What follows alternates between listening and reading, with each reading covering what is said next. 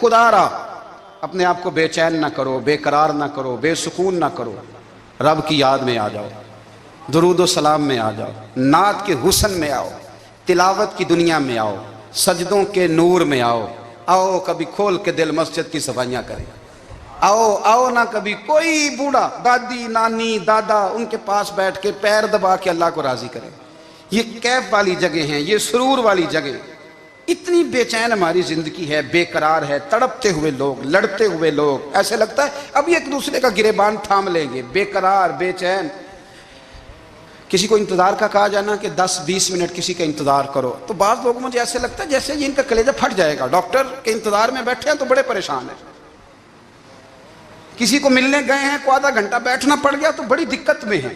اپنے آپ کو سکون دیں۔ آپ یقین کریں بڑا مزہ آتا ہے، کبھی کسی کا انتظار کرنا پڑے تو 2-4 تسبیح درود شریف پڑھی جاتی ہے، یعنی ذوق بن جاتا ہے کہ چلو اللہ نے موقع دیا ہے، کوئی سرکار کو یاد کر لیں، تنہائی مل گئی۔ ہمارا مزاج جس سختی کا شکار ہے، وہ سختی آہستہ آہستہ ہمیں زیادہ آزمائش میں ڈال گئی۔ تو میرے بھائی، زندگی میں اطمینان حسن ہے، اور وہ سب سے زیادہ اللہ کی یاد میں ملتا ہے، وہ سب سے زیادہ رب کریم کے ذکر میں۔ سب سے زیادہ جو چاہتا ہے نا دل ٹھنڈا رہے، زبان میٹھی رہے، وہ مدینے والے محبوب پہ درود و سلام پڑھا کرے، وہ حضور پہ درود و سلام پڑھا کرے، زبان میٹھی رہے گی۔ میرا ذاتی تجربہ ہے کہ جو آدمی اپنے اخلاق سنوارنا چاہے وہ حضور پہ درود شریف پڑھے، جو اپنے اخلاق سنوارنا چاہے، طبیعت کو ٹھنڈا رکھنا چاہے، وہ درود شریف پڑھے، اس کا دل سکون میں آئے گا۔ کچھ کام اور ہیں زندگی میں اطمینان کے لیے، ان کا ہونا بھی بڑا ضروری ہے۔ سب سے پہلے اگر آپ چاہتے ہیں نا زندگی میں سکون ہو تو حقیقتوں کا سامنا کرنا سیکھیں۔ آپ جو ہیں وہ رہنا سیکھیں، جو آپ نہیں ہیں وہ بننے کی کوشش نہ کریں۔ حقیقت کا سامنا کرو گے تو زندگی اطمینان میں آ جائے گی۔ ہم نے نا بہانے بنا لیے ہیں، ہیلے بنا لیے، جھوٹ کے سہارے اپنے آپ کو اونچا کر لیا۔ ایک آدمی سے کہا جاتا ہے تو رشوت نہ لے، تو کہتا ہے میں غریبوں سے نہیں لیتا۔ تو میرا سوال یہ ہے کہ امیروں کا حساب لینے کی اللہ نے تیری ڈیوٹی لگائی ہے، تیرے ذمہ لگایا ہے کہ تو امیروں کا حساب کر، تمہیں کیا ضرورت پڑی ہے؟ ہم نا بہانہ کرتے ہیں، رشوت لینے والے کا الگ بہانہ ہے اور سفارش والے کا الگ بہانہ ہے۔ حقیقت کا سامنا کریں، حقیقت کا۔ جو میرے ذمہ داریاں ہیں وہ میں نے پوری کرنی، جو آپ کی ذمہ داریاں ہیں وہ آپ جان نہ چھڑائیں، حقیقت پسند بنیں۔ میرے رسول کریم، پھر پڑھیے درود شریف صلی اللہ تعالی علیہ وسلم۔ حضور صلی اللہ علیہ وسلم نے فرمایا کہ میری بیٹی سیدہ فاطمہ الزہرا رضی اللہ تعالی عنہا صرف جنتی نہیں، جنتی عورتوں کی سردار ہے۔ لیکن حضور نے یہ بھی فرمایا کہ فاطمہ یہ خیال رکھنا اگر اللہ نے حساب پوچھا تو حساب تم نے خود دینا ہے۔ حقیقت کی طرف توجہ کرائی حضور نے، وہ صرف جنتی نہیں، جنتی عورتوں کی سردار ہیں، پر حقیقت کی جانب توجہ۔ میں حقیقت یہ ہے کہ اگر مالک نے حساب پوچھا تو اس کی تیاری بھی کرنی ہے۔ دیکھیں نا، ہمیں کچھ یقین نہیں، اللہ معاف کرے کہ ہمارا حساب کیسا ہوگا، لیکن کتنے آزاد ہیں۔ یعنی بڑی دلیری سے بندے کہتے ہیں فجر نہیں پڑھتا جی، 3 پڑھتا ہوں جی، شاہ رہ جاتی ہے جی، کپڑے صاحب، بڑی دلیری سے۔ اور سیدہ فاطمہ الزہرا نے ساری رات مصلی باندھ رکھا ہے، حالانکہ انہیں یقین تھا کہ رب مجھے بغیر حساب کتاب جنت دے گا۔ حقیقت کا سامنا کریں، جو حقوق آپ کے ہیں وہ آپ نے ادا کرنے، جو ذمہ داریاں ہیں وہ ذمہ داریاں ہیں۔ دیکھیں نا، حضرت موسیٰ کلیم اللہ علیہ السلام کے پاس اسرائیل روح نکالنے آئے تو حضرت موسیٰ نے تھپڑ مارا، آنکھ نکال دی، واپس گئے۔ اللہ انہوں نے تو جلال فرمایا ہے، کہا موسیٰ علیہ السلام سے کہیے بیل کی پشت پر ہاتھ رکھیں، جتنے بال ان کے دست مبارک کے نیچے آئیں گے اتنے 1000 سال ان کی عمر بڑھا دی جائے گی۔ یعنی میرے کان میں کوئی بتا دے کہ جناب 60 سال بڑھ گئی، یا آپ کے کان میں کوئی کہہ دے تو خوشی ہوتی ہے کہ نہیں؟ لیکن یہ حقیقت پسندی نہیں، اس لیے کہ 60 بھی گزر جائیں گے، 70 بھی، یہ حقیقت نہیں۔ حضرت موسیٰ کلیم، چلے میں مثال دیتا ہوں، سمجھ لے 10 بال، حالانکہ بہت زیادہ آتے ہوں گے، 10 بال اگر حضرت موسیٰ کے ہاتھ کے نیچے آئے تو 10,000 سال تو عمر بڑھ گئی نا۔ 10 یعنی 10 سال نہیں، 10 100 نہیں، 10 بہت زیادہ تھی نا۔ حضرت موسیٰ کلیم اللہ علیہ السلام سے آ کے عرض کیا گیا حضور بیل کی پشت پر ہاتھ رکھیں، جتنے آپ کے ہاتھ کے نیچے بال آئیں گے اتنے 1000 سال عمر بڑھ جائے گی۔ تو حضرت موسیٰ نے حقیقت پسندی والی بات کی، فرمایا پھر کیا ہوگا؟ 10,000 سال کے بعد پھر کیا ہوگا؟ کہا حضور جانا تو پھر بھی ہے، فرمایا پھر ابھی چلتے ہیں۔ اگر جانا ہے نا، جانا ہے تو پھر اگر جانا ہے تو پھر ابھی، اور سجنوں اگر نماز پڑھنی ہے تو ابھی کیوں نہیں؟ اگر داڑھی رکھنی ہے تو پھر رمضان کا انتظار کیوں کریں؟ ابھی کیوں نہیں؟ اگر سچ بولنا ہے تو پھر، اگر رزق حلال کھانا ہے تو پھر انتظار کاہے کا؟ حقیقت ہوتی ہے، بہانہ ہوتا ہے، حقیقت چھپ نہیں سکتی بناوٹ کے اصولوں سے، کیونکہ خوشبو آ نہیں سکتی کبھی کاغذ کے پھولوں سے، یہ بات یاد رکھیں۔ اگر جانا ہے تو حضرت کلیم فرمانے لگے پھر 10,000 سال کے بعد بھی جانا ہے تو آج بھی ہمیں بے قراری زندگی میں اس لیے کہ ہم حقیقت پسند نہیں، ہم بہانوں میں، ہم ہواؤں میں جیتے ہیں، ہواؤں میں، خیالات میں زندگی گزارتے ہیں۔ بڑا ٹائم پڑا ہے، مثلاً کتنا میرے رسول کریم صلی اللہ تعالیٰ علیہ وآلہ وسلم نے ایک دن صحابہ سے فرمایا تمہیں حیا نہیں آتی؟ حضور کیا ہوا؟ فرمایا وہ والے مکان بناتے ہو جن میں تم رہ نہیں سکتے، وہ والا مال جمع کرتے ہو جو کھا نہیں سکتے، حیا نہیں آتی؟ عرض کی حضور حکم کریں تو محبوب فرمانے لگے جوتے کا ایک تسمہ بند کرتا ہوں تو سوچتا ہوں دوسرا بند کرنے سے پہلے موت آ جائے گی، ایک سانس اندر جاتی ہے تو دوسرا آنے سے پہلے میں یاد کرتا ہوں کہ مجھے دنیا سے جانا ہے۔ تمہیں حیا نہیں آتی؟ وہ مکان بناتے ہو جن میں رہ ہی نہیں سکتے، وہ مال جمع کرتے ہو جو کھا، حقیقت پسند نہیں بھائی ہم۔ بہت سارے لوگ یہاں بڑی باتیں سناتے ہیں، بڑی، میں کہتا ہوں اصل میں نا زیادہ باتیں سنا کے نا بیچارہ اپنے آپ کو مطمئن کرنا چاہتا ہے، اصل بات یہ ہے کہ اندر سے نا ہلا ہوا ہے، کچھ بھی نہیں، بڑا زیادہ ہنستا ہے اور مجھے لگتا ہے کہ کوئی گہرا زخم چھپا رہا، اس لیے ملمہ سازی۔ حقیقت پسند بنو، حقیقت پسند۔ یاد رکھنا من ترک صلاۃ متعمدا فقد کفر، میرے رسول نے حقیقت بیان کی، فرمایا جس نے ایک نماز بھی جان بوجھ کے چھوڑی اس نے رب کے رب ہونے کا انکار کیا، اس نے کفران نعمت کیا۔ یہ حقیقت ہے، کوئی کلیریفیکیشن نہیں، کوئی وضاحت نہیں۔ جو نماز نہیں پڑھتا جھوٹ بولتا ہے، غلط بیانی کرتا ہے، جو شخص رزق حرام کما کے کہتا ہے کہ اس کے بغیر گزارا نہیں چلتا، وہ جھوٹ بولتا ہے، اس لیے کہ رب فرماتا ہے جب تجھے پیدا کیا ہے تو تیرا رزق میرے ذمہ ہے۔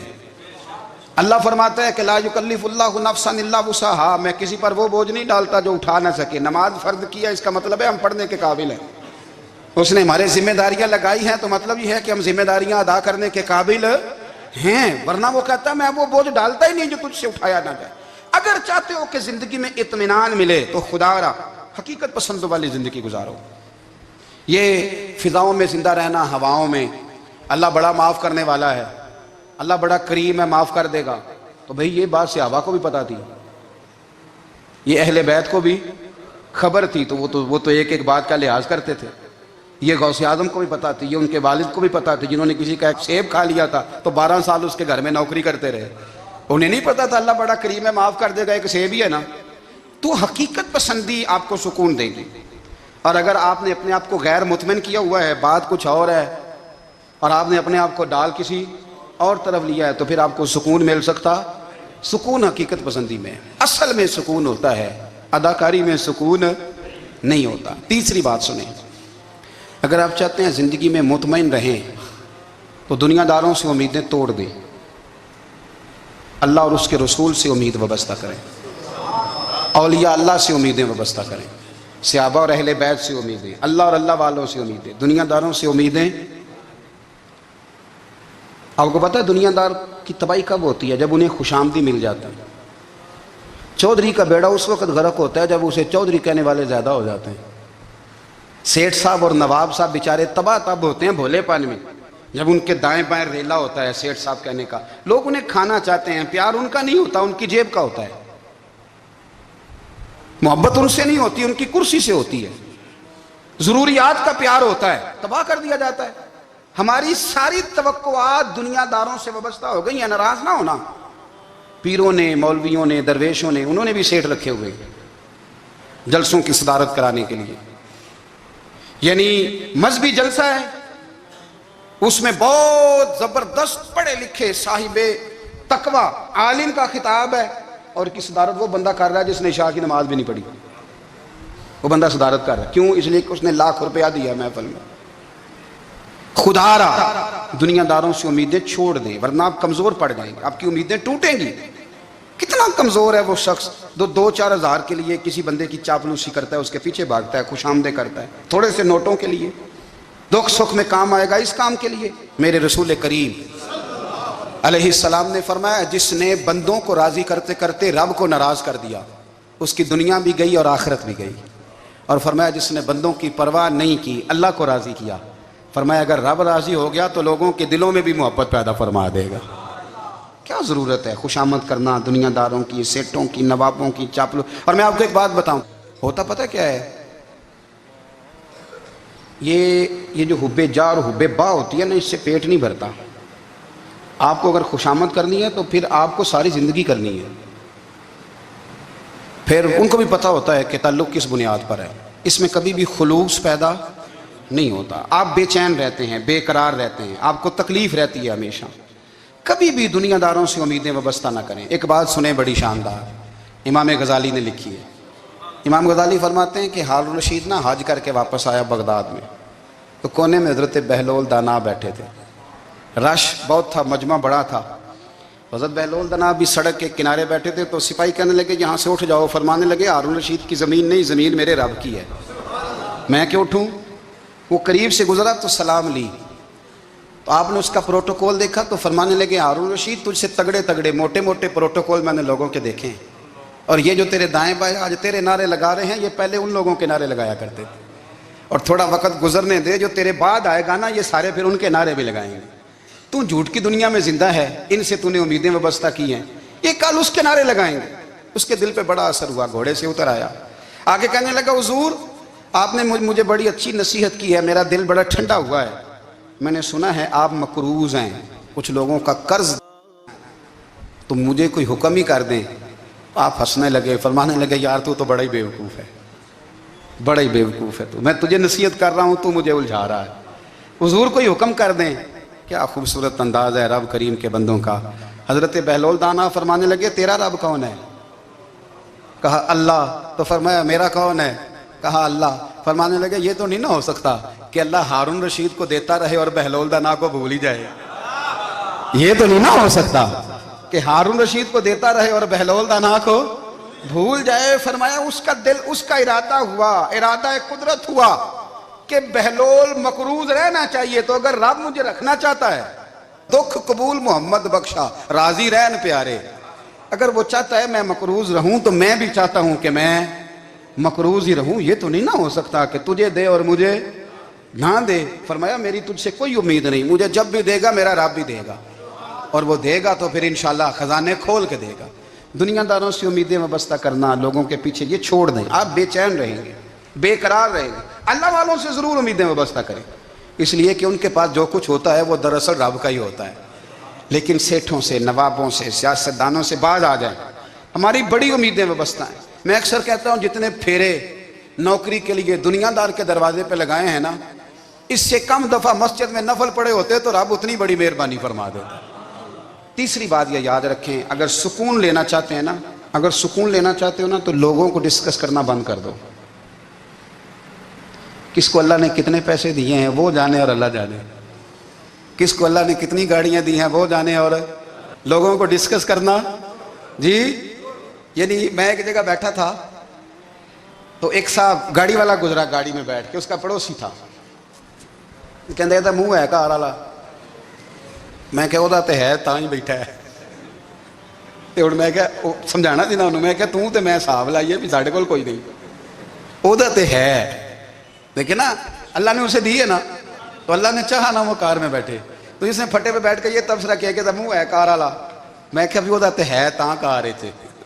اب مجھے تجھے اندازہ لگانا چاہیے کہ ہم کیا یہ بحث ہے، یعنی اللہ کو چاہیے تھا معاذ اللہ کے پہلے تم سے پوچھتا کہ اسے کار دینی ہے کہ نہیں، کیا مطلب فضول بحث ہے۔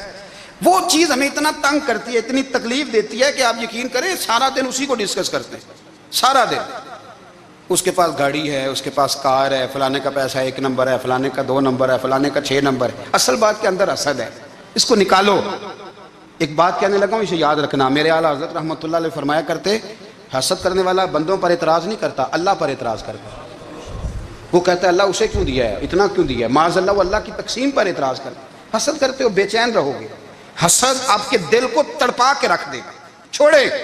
اللہ بڑا کریم ہے، جس کو جہاں چاہتا ہے وہاں بٹھا دیتا ہے۔ آپ قطعاً اس بحث میں نہ پڑیں کہ اللہ نے کس کو کتنا دیا ہے، کب دیا ہے، کیوں دیا ہے، وہ بڑا بے نیاز ہے۔ حسد آپ کو تباہ کرے گا۔ دنیا میں پہلا گناہ جو ہوا تھا وہ حسد تھا۔ ابلیس نے حضرت آدم سے حسد کیا، کہنے لگا میں بہتر ہوں، سرداری اس کو مل رہی ہے، یہ تو اللہ کو پتہ ہے نا کس کو دینی ہے۔ اور دنیا میں پہلا قتل حسد کی وجہ سے ہوا۔ حابیل قابیل کے درمیان حسد کا معاملہ تھا، خاتون کا نکاح اس سے کیوں ہو رہا ہے، مجھ سے ہونا چاہیے۔ حسد تباہی کرتا۔ آپ یقین کریں، یعنی دکاندار کے سامنے دوسری دکان پڑتی ہے، پریشان ہو جاتا ہے، وہ کہتا ہے میرا کیا بنے گا، لا حول ولا قوت الا باللہ العلی العظیم۔ یعنی تیرا کیا خیال ہے کہ تیرے حصے کی روٹی وہ کھا جائے گا؟ اتنا چھوٹا دل، یعنی تیرا موقف یہ ہے کہ تیرے حصے کا نصیب اس تک چلا جائے گا، یہ تیری خواہش ہے۔ ایک دوسرے کی کمزوریاں بیان کرنا، اس کا تو مال ہی ناقص ہے جی، اس کے تو پاس ہی کچھ نہیں، یہ تو کمزور لوگوں کا طریقہ ہے۔ میرے رسول کریم علیہ السلام گزر رہے تھے، پت جھڑ کا موسم تھا، خزاں کا موسم تھا، درختوں کے پتے جھڑ رہے تھے، صحابہ کو ساتھ لے کے حضور گزرے اور ایک درخت کی ٹہنی کو پکڑ کے حضور نے ہلایا۔ صحابہ فرماتے ہیں کہ چھم چھم اس کے پتے گرے، زمین پر ڈھیر لگ گیا۔ حضور نے فرمایا دیکھا تم نے کیا ہوا؟ حضور ہاں۔ فرمایا کتنی تیزی سے پتے جھڑے ہیں، صرف تنا رہ گیا ہے اور خالی ٹہنیاں رہ گئی ہیں، کوئی حسن بچا ہے؟ حضور نہیں۔ تو نبی کریم فرمانے لگے جو حسد کرتا ہے نا، اس کی نیکیاں بھی اسی طرح جھڑ جاتی ہیں، اسی طرح۔ اور ایک جگہ حضور فرمانے لگے جس طرح راکھ لکڑی کو آگ کھا جاتی ہے، جس طرح لکڑی کو آگ، جب آگ کھا جائے تو پھر لکڑی کو لکڑی نہیں کہا جاتا، راکھ کہا جاتا ہے، کوئلہ کہا جاتا ہے، اس کی اصل باقی یعنی اسے کھائی جاتی ہے۔ تو حضور علیہ السلام فرمانے لگے جس طرح آگ لکڑی کو کھا جاتی ہے، فرمایا اسی طرح حسد نیکیوں کو کھا جاتا ہے، نیکیاں رہتی نہیں۔ حسد کرنے والے کے پاس نیکیاں یعنی ان کی اصل شکل موجود، کبھی بھی حسد نہیں کریں۔ اللہ کی تقسیم ہے، جس کو چاہے جب چاہے جتنا چاہے عطا کرے۔ اور چوتھی بات میرے بھائی، کبھی بھی بغض نہ پیدا کریں۔ بغض والے لوگ بے سکون رہتے ہیں۔ بہت ساری کمزوریاں ہمارے اندر ہوتی ہیں نا، پھر اللہ ہماری روزی تو نہیں نہ بند فرماتا، یہ تو نہیں کہتا کہ زمین سے نکل جاؤ۔ اگر یہی والا معاملہ ہو جو ہمارا ہے کہ شادی پہ اس نے میرے ساتھ برا سلوک کیا تھا، اب ساری زندگی بغض رکھنا ہے۔ اگر یہی معاملہ فرشتے اللہ کی بارگاہ میں کہیں کہ یا اللہ اس نے فلانے دن شراب پی تھی، اب اس کو زمین میں نہیں رہنے دینا، نظام زندگی چلے گا؟ تو اگر اللہ ہمیں معاف کرتا ہے تو ہم بندوں کو معاف کیوں نہیں کرتے؟ آپ یقین کریں اتنی لمبی عداوتیں، اتنا لمبا حسد، اتنا لمبا بغض، اتنا لمبا۔ حدیث میں نے پڑھی، میں حیران رہ گیا۔ میرے نبی کریم علیہ السلام نے فرمایا اپنی بیوی سے کبھی بغض نہ رکھنا، اگر اس کی ایک بات ناپسند ہو تو اسے چھوڑ کے وہ بات دیکھو جو تمہیں پسند ہے۔ میں اس حدیث کو پڑھ کے سوچنے لگا کہ کیا بیوی کا بھی بغض رکھتے ہیں لوگ؟ اب حضور نے کہا ہے تو اس کا مطلب ہے لوگ بیوی کا بغض بھی رکھتے ہیں۔ اب اس پر استدلال کر کے مجھے کہنا پڑے گا کہ سسرال والوں کا بغض بھی رکھتے ہیں، کہنا پڑے گا کہ بھائی کے سسرال والوں سے بھی بغض رکھتے۔ اس حدیث کی روشنی میں سمجھا کہ لوگ بھابھی کا بغض رکھتے ہیں، بغض، ورنہ عادتیں تو ہماری بھی کئی بری ہوتی ہیں۔ اگر عادات ایک وجہ بنے اختلاف کی تو عادتیں تو ہماری بھی کئی بری ہیں، لیکن ہم اپنی بری عادتوں سمیت اپنے آپ سے پیار کرتے ہیں، اور سامنے والے کی ایک بھی عادت بری ہو تو اس سے بغض رکھتے ہیں۔ بغض نہ پیدا کریں۔ میرے نبی پاک علیہ السلام نے فرمایا کچھ چیزیں تمہارے دین کو مونڈ ڈالیں گی، تباہ کر دیں گی، کاٹ دیں گی۔ حضور کون سی؟ فرمایا حسد، تکبر اور بغض، یہ تمہارے دین کو تباہ کر دیں۔ ہم بے چین اس لیے ہیں کہ ہم نے بہت سارے لوگوں کا بغض پالا ہوا ہے، اور ہر فیلڈ میں سیاستدان نے سیاستدان کا، ذاتیات پر اتر کے بات کرتے ہیں، معزز ترین لوگ، تاجر نے تاجر کا، اللہ ماشاءاللہ بعض جگہ پہ اہل علم بھی ایک دوسرے سے عداوت رکھتے ہیں۔ خدا را دل رب کریم کے آنے کا ٹھکانہ ہے، یہ صاف ہوگا تو اس میں رب رسول کے جلوے ہوں گے، اور اگر اس میں عداوت ہو، اس میں بغض ہو، اس میں کینہ ہو، نفاق ہو، سنیں میرے رسول کریم حضرت ابوبکر صدیق رضی اللہ تعالیٰ عنہ کہتے ہیں میں رو ہی پڑا۔ مکہ فتح ہوا نا تو اکرمہ بن ابو جہل نے پیغام بھیجا کہ میں نا کلمہ پڑھنے کے لیے آ رہا ہوں۔ بات لمبی ہے، میں موضوع پہ رہنا چاہتا ہوں۔ کہتے ہیں جب وہ آنے لگا نا تو نبی پاک نے ہم سب کو بلایا، ہم حاضر خدمت ہوئے تو حضور فرمانے لگے کہ اس کے باپ نے نا بڑا ظلم کیا ہے ہمارے ساتھ، ابو جال نے بڑا ستایا ہے, بڑی تکلیف دی ہے. آپ مجھے بتلائیں کہ وہ ایک دفعہ کسی شادی پہ بحث ہوتی ہے بیوی کے بھائی کے ساتھ, پھر ساری زندگی اس بیچارے کو معافی, وہ 10 دفعہ گھر آتا ہے معافی مانگنے پر, سوال ہی نہیں پیدا ہوتا میں او ہو مجھے ہی کہہ دیا, یعنی پھر میں مجھے ہی کہہ دیا آپ نے, اور میری شان میں بے ادبی, اور پھر میں معاف کر دوں, توبہ توبہ توبہ, یہ کیسے ہو سکتا ہے, میری ناک نیچی ہو جائے گی, اور آپ نے مجھے کہہ دیا, سوال ہی نہیں پیدا ہوتا. اور یہ رونا میں اکثر ہوتا ہوں کہ شادی والے دن داماد صاحب کا زیادہ دماغ خراب ہوتا ہے. جب چھوٹی سالی کی شادی ہوتی ہے نا, اس دن اس کو بخار چڑھتا ہے, کوئی اس کو کان میں کہتا ہے تیری عزت نہیں کر دے, اس دن اس کا دماغ خراب ہو جاتا ہے, بچے اٹھا کے نکل آتا ہے, وہ بیچارہ سسر منتیں کر رہا ہوتا ہے کہ تیری مہربانی آ جا, یہ عزت کرا رہا ہے. تو میں نے کہا احتجاج کر کے جو عزت کرائی جاتی ہے وہ عزت نہیں ہوتی. ہاں یہاں مانگ کے عزت لیتے ہیں لوگ, یا احتجاج کی کوئی عزت ہے؟ آپ کے اندر کمالات اتنے ہوں کہ آپ کی عزت کرنے کو دل چاہے, یعنی مزہ آئے, یعنی لطف آئے, یعنی آپ دور بیٹھے ہوں تو کسی کا دل کرے آپ کو اسٹیج پہ بلانے کے لیے. یہ کیا بات ہوئی کہ چھائے جانا اور بھاگ کے آگے جانا, ان سے نکلیں. اکرمہ بن ابو جال کلمہ پڑھنے کے ارادے سے آ رہے ہیں, حضور علیہ السلام نے صحابہ کو بلایا. کتنی زیادہ دعوت رکھی جا سکتی تھی معاذ اللہ, کب سے وہ چلا تھا ظلم کرنے, اور اس کے بعد اس کا بیٹا شروع ہو گیا. کتنی باتیں تھیں جو ناقابل معافی تھیں, پر کریم رسول نے ہمیں بتلایا ہے کہ سکون والی زندگی کہتے کس کو ہے. جب سب لوگ جمع ہو گئے تو حضور نے فرمایا بھئی وہ کلمہ پڑھنے آ رہا ہے, اس کے باپ نے ظلم بڑے کیے ہیں, پر میری نصیحت یہ ہے کہ اس کے سامنے اس کے باپ کو کوئی برا نہ کہے, خبردار کوئی اس کے سامنے کوئی بات نہ کرے. اب وہ کلمہ پڑھنے آ رہا ہے, مطیع ہو کے آ رہا ہے, بان کے آ رہا ہے. کہتے ہیں اللہ کے رسول نے نا کافی دیر تک خطبہ دیا, بریفنگ دی, بات سمجھائی. جناب صدیق اکبر کہتے ہیں میں رو پڑا. ایک صحابی مجھے کہنے لگے تمہیں کیا ہوا؟ تو میں نے کہا میں مصطفیٰ کی رحمت پہ رو رہا ہوں. دیکھو کن کے لیے حضور گراؤنڈ بنا رہے ہیں, اے دیکھو کن کے لیے حضور تیاری کر رہے ہیں, جنہوں نے ساری زندگی دشمنی کی. خدا را یہ اندر سے عداوتیں نکال پھینکو. او بھائی اتنا تو لمبا ٹائم ہی کوئی نہیں, اتنا تو وقت ہی کوئی نہیں, اس کو صاف رکھو. بندہ کوئی کر بھی گیا تو کوئی حرج نہیں. چنگی مندی سجنا کولوں 100 واری ہو جاندی, یار یاراں دا گلا نہیں کر دے. اصل پریت یار یاراں دا جڑا گلا کردا جے یار نہیں جے ہوندا. ہاں پکی بات, پکی پیڑی. میرا ایک سنگی مجھے آ کے آنے لگا فلانی جگہ بندہ یہ بات کر رہا تھا. میں کہ تو اوتھے ہی سیں سوندا سیں, تم ہی نال ہی سیں.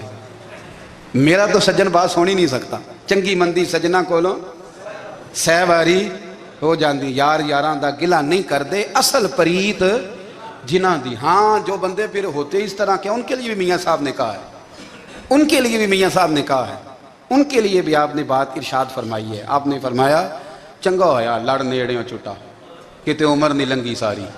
بے قدران دی یاری کولوں توبہ لکھ لکھ باری. او چنگا ہویا لڑ نیڑیوں چھٹا, کتے عمر نہیں لنگی ساری. جو اس طرح کا تھا نا شکوے کرنے والا, بغض رکھنے والا, فرمایا بے قدران دی یاری کولوں توبہ, یعنی لاکھ تے لاکھ کنے ہو گئے, یعنی 2 لاکھ باری توبہ کی تھی انہوں نے, گنی نہیں جا سکتی جتنی میاں صاحب نے توبہ کر دی. بے قدرے دوست, بے قدران دی یاری کولوں توبہ لکھ لکھ باری. چنگا ہویا لڑ نیڑیوں چھٹا, کتے عمر نہیں لنگی ساری. تو مہربانی کریں, ایک تو اگر آپ مطمئن رہنا چاہتے ہیں تو کبھی کبھی نا مست ہو کے ذکر الہی کریں. مست ہو, وہ والا ذکر نہیں جس میں آپ موبائل بھی دیکھ رہے ہیں اور کہانیاں بھی. میرے سامنے کو بندہ جمعے والے دن یا تقریر کے درمیان تسبیح لے کے بیٹھ جائے تو میں اس سے پوچھتا ہوں تو 2 کام ایک ٹائم جی کیویں پہ کرنا ہے؟ میری بھی بات سن رہے ہو, تسبیح پڑھی تو ممکن ہی نہیں. تسبیح تو تسبیح ہے, جب وہ ہوگی تو پھر کوئی اور کام سوال ہی نہیں پیدا. ایک تو ذکر کریں محو ہو, دوسری بات حقیقت کا سامنا کریں. آپ اگر مطمئن رہنا چاہتے ہیں تو حقیقت پسند بنیں. تیسری بات حسد چھوڑ دیں, دوسروں کو ڈسکس کرنا چھوڑ دیں. آپ یہ دیکھیں کہ اللہ نے مجھے کیا کچھ دیا, اس پہ راضی رہیں. اور چوتھی بات عداوت چھوڑ دیں, سینے میں کینہ چھوڑ دیں. آپ کی زندگی مطمئن ہو جائے گی, آپ خوشحال رہیں گے. وہ جو آپ لفظ کہتے ہیں نا کہ میں بور ہوں, میں پریشان ہوں, اس سے آپ نکل آئیں گے. اللہ ہمیں محبوب کی غلامی میں زندہ رکھے, غلامی میں موت.